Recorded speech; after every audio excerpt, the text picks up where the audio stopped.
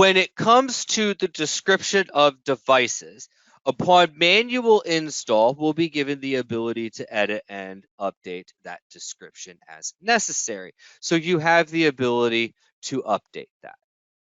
Okay, remote installation, unfortunately, we do not. Okay, so the description is going to come pre-populated. Now, that being said, you can always update the description with a double click on the workstation itself.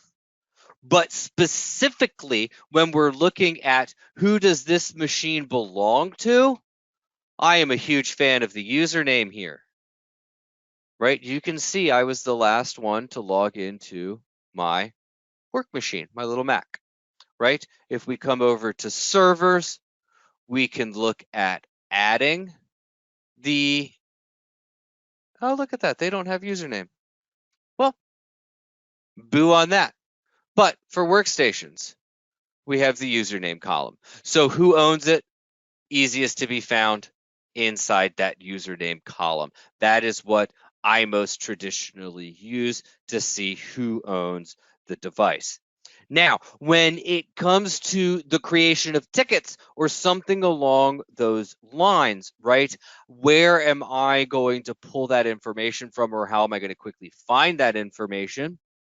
Well, what I have done when it comes to pulling username and a whodunit or who's asking for this type instance, what I focus most on is in the real world, I trained all of my end users to use my Systray app.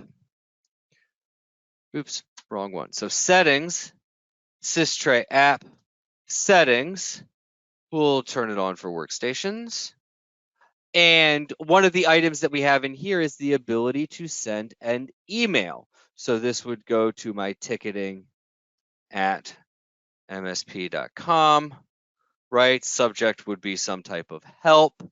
And then inside here, I'm going to be putting in a username denotation. I'm going to be putting in a device name denotation.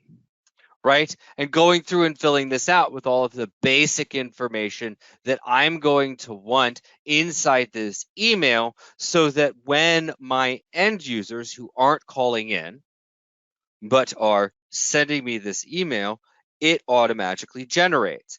And what I will do is I will be quite clear inside my education, my training, my contract for that matter, in that I accept tickets via email, but if we don't include certain bits of information, username, device name, that kind of deal, which could be found from going Systray app email, right?